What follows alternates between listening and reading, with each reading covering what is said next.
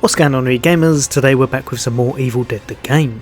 What I'll be covering today is my top 15 tips in order for you to get the most out of your survivors.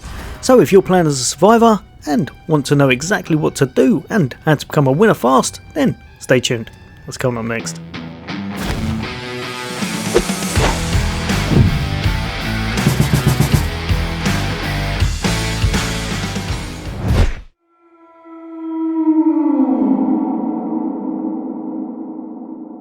Welcome back all you guys and girls, as always, for all things gaming, for all things Xbox. Then why not hit that subscribe and bell icon. I bring you all the latest and greatest content, hints, tips, guides and builds, and just some fun gameplay and reviews of upcoming games. But for today we're here to see how to get the best out of your survivors, what exactly to do, so we're going to be jumping straight in.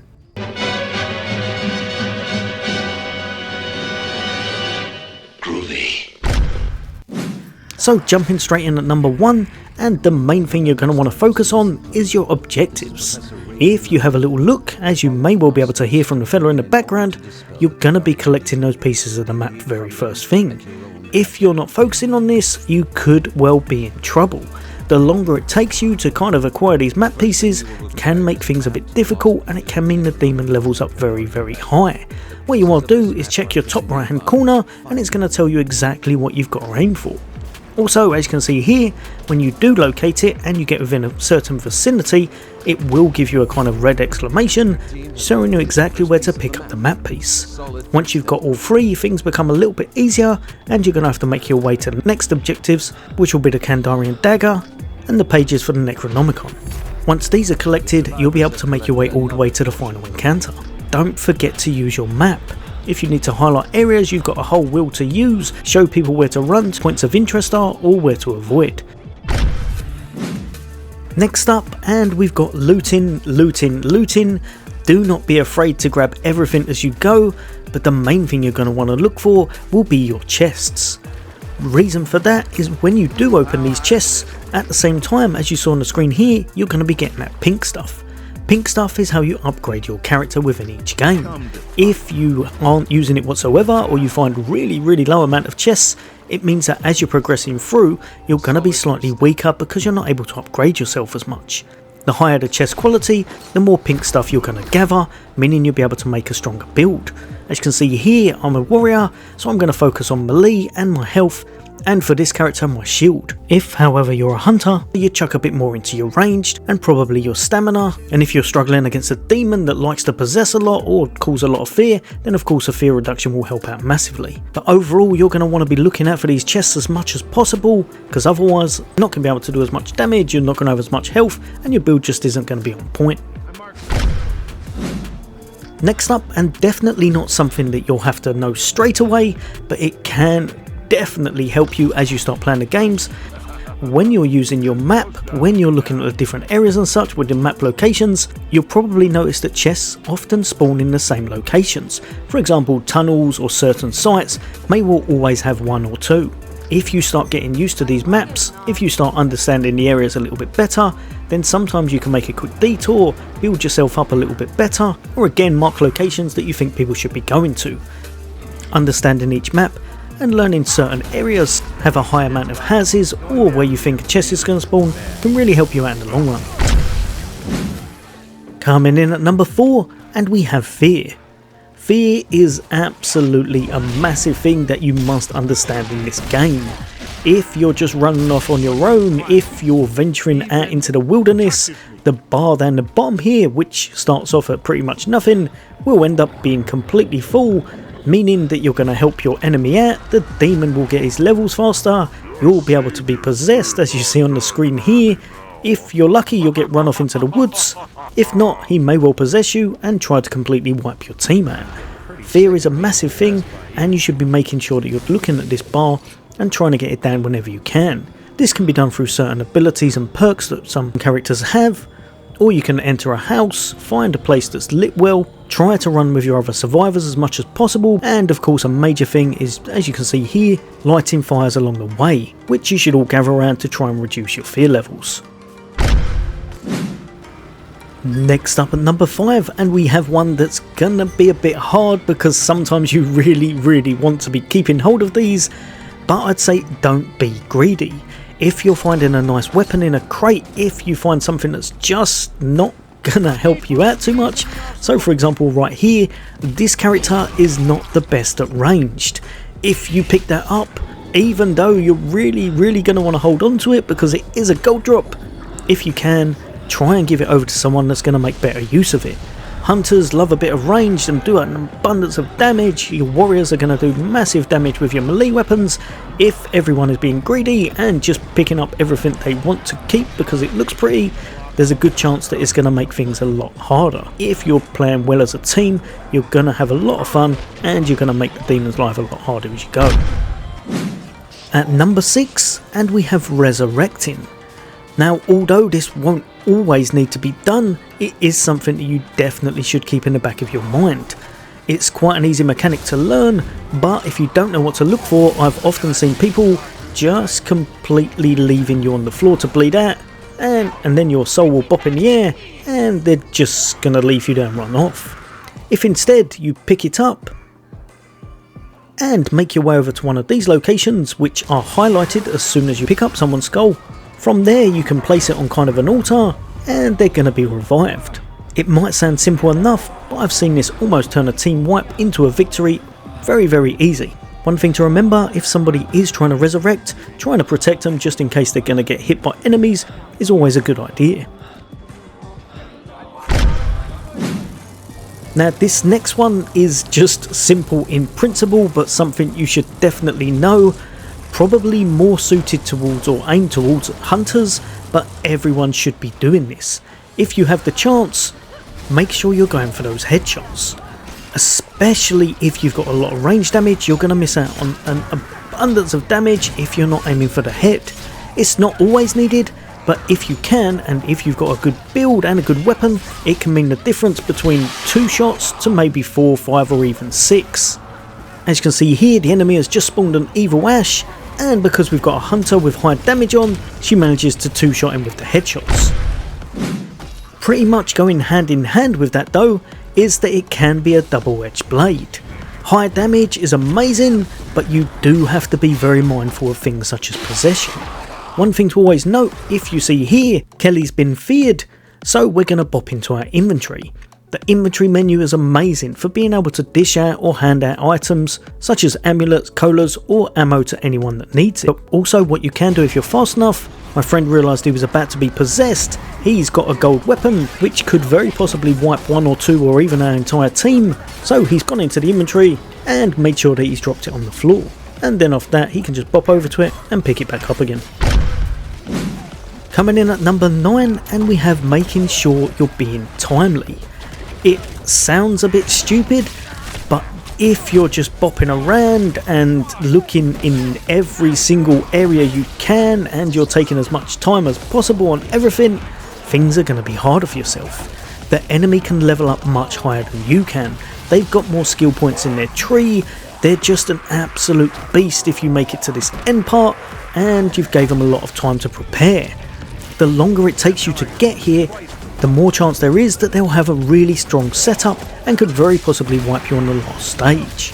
So one of the most important things, like I said previously, is collecting those 3 pieces of the map, and from there trying to get a nice enough build to make it to the end and being strong enough to take on your opposition. But definitely keep a happy medium with your looting and how long it's taking you to loot. As you can see here, we managed to pull off the victory this time, but if the demon was a few levels higher, that may not have been the case. Jumping in at number 10, and we're going to be going over your teamwork and party composition. You get 4 different classes in this. You get your leader, you get your warrior, you get your hunter, and of course you get your support. You're going to want a combination of these, as it's going to make your life a whole bunch easier. Each one of them brings special abilities and talents that can really help a team to get the job done. In most cases you'll find that the leader has some kind of an aura ability that buffs the team, that usually boosts some kind of damage and maybe do something else such as fear reduction. And of course you've got your warrior class, which is pretty much your tank and spank builds. They're going to be there to make sure you've got support. They're going to try and take away any aggro that you have if you're a lower health class that can be hit harder, and in general they'll be there to dish out enough damage to clear any enemies that are just giving your group a tough time. These characters are probably the best in the game for basic ad clear. If however you're after the highest damage for single target, you'll probably want to be looking at your hunters, which are absolute boss nukers in the right situations. For example, Kelly has a lot in her kit that means she can do additional damage and just make things fall over very easily if she has a very good weapon about herself. Hunters are going to be your single target go-to if you want to make sure that boss falls over. Last but definitely not least will be your supports. These guys and girls will have abilities that will help your team out in certain situations, some of which are just absolutely invaluable, such as Cheryl right here, which is pretty much the designated healer. You can never go wrong with a healer in these types of games, so I would say she's one of the top picks to have in any group. If you've got a Cheryl, there's a lot more chance that you're going to make it to the end, because even if you have a few mistakes along the way, she can definitely help you out, keep you alive, and give you shields as she goes. Next up, and coming in at number 11, something that you will 100% need to know, and that's going to be about the balance bar. The balance bar, you could probably think of it as something like a stun gauge, I'd imagine. What it will be the bar underneath the red bar just here, as you can see on this enemy, meaning when you can perform a finisher. As you can see, we've knocked it all the way down, so I can click in my right analog stick and perform a finisher. However, if you'll notice here, when I'm doing my finishers, it's not actually killing them off, so it's not an execute. Whereas this time, if you have a little look above his head, it's got a red skull. That means we've taken his health down enough that once we knock his balance bar down, we can perform the execute. Not only will you go into one of these cool animations, but whilst you're in it, you're going to be in the knife ring, so the other enemies around you won't be able to hurt you at all. This is really good, and even if you can't finish them off, a lot of times it will be worth doing if you're struggling around a group of enemies. Balance bar damage can definitely help in a lot of builds, especially probably for those warriors, because they'll probably want to be able to break that balance bar as soon as possible to finish off the enemies quick. High damage, high balance bar damage works perfect if you're trying to get a lot of finishers.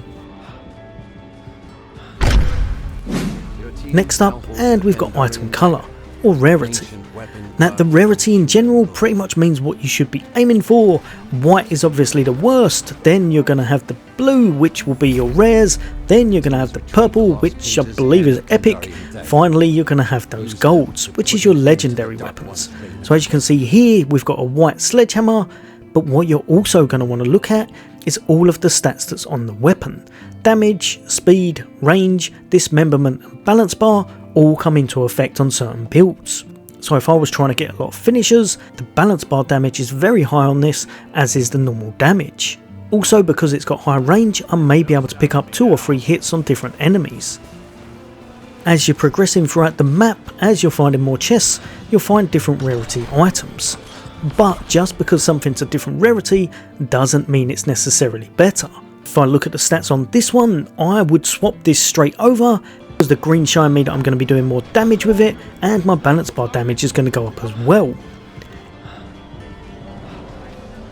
Exactly the same with this one, a purple bat. The damage is absolutely massive compared to what I've got. Most of the numbers are green, I'm going to want to pick it up. Make sure you're looking at these stats as you go, and also remember that if you've got a certain build on, so for example if I'd gone for pure 2-hand build and then a blue or purple one-handed cleaver drop, I'm probably not going to want to pick it up even if I've got a white 2-hander, just because it's not going to be doing the job or what I've aimed at with my character. Factoring straight into that, and coming in at unlucky 13, and we have your skill tree on your characters. The skill tree on your character is exactly that, it's what you want your character to do. Each character class will have a unique skill tree that will help them to perform the role they're in. For example, my warrior Ash, I've made sure to pick up a lot of things that's going to make him survivable, as well as being able to dish out quite a bit of damage. Because he's one of the only characters in the game that can actually get his shield back, I've also made it that he negates 10% damage when he's got a shield. There will be a lot of different ways to set up your characters, but ultimately you're going to want to learn what's best for yourself, what you find works best in a team. Make sure you're picking up items that can help with that as well. Like I said, if you fully invested in 2-handers, then you're not going to want to pick up a 1-hander, and vice versa. Or if I'm playing as this character who's a leader, he's going to have an aura ability. So when I'm with people, I'm going to be helping them out with a bit of damage and a bit of fear reduction. If I'm running off into the woods on my own, or I'm adventuring solo a lot, I probably shouldn't be playing as this character. I'm just going to make things harder for the team rather than making life easier and sticking with them. Make sure you put a nice skill tree on and know the role that you should be performing. Warriors should in general be bodyguards and be ready for when the boss spawns. Hunters should be your nukers, ready to take out those elites and bosses with headshots. Leaders in general have a nice aura ability, meaning they should be around everyone most times, and your supports do exactly what it says on the tin, through healing, shield management, or by having an ability that will help out in some way. At number 14, as well as knowing your own team, it's very much advised to know your enemy. At release there are 3 different demons that can be chosen, and you're going to see which one you're against just before you jump into each match. As you can see on the right here, we have the absolutely gorgeous Henrietta. Both her and her units are tanky as hell, dish out quite high damage. If they puke on you, it means that you can't dodge and you can't run. And a very kitted out Henrietta also means you can't do much balance bar damage. Also, while Henrietta is probably the tankiest of all the units, she's also very possibly the slowest, so you will be able to make it over to her with your melee and take shots at her with your hunters if you're playing well.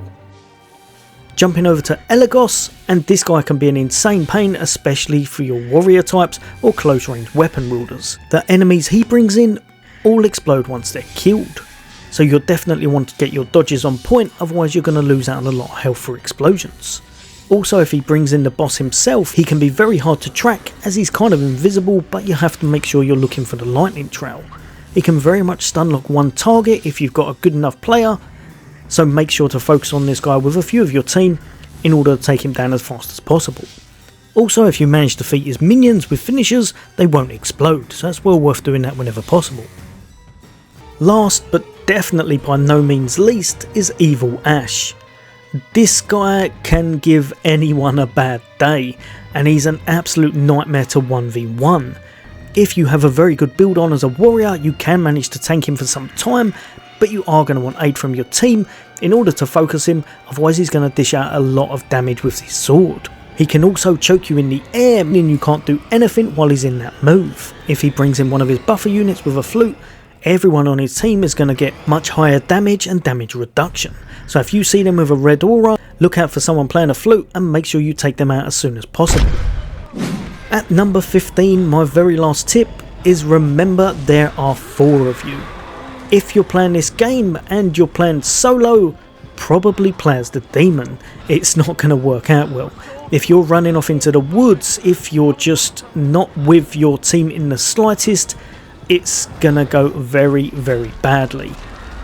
Mark locations on your map, make sure you're coordinating, sharing loot, and when possible have a nice team setup, and it's going to make things a lot easier, because if most of you are playing survivors but you're kind of playing solo, then you're going to want to be prepared to see this screen an awful lot.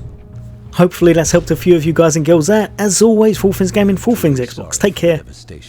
I'll see you on next day.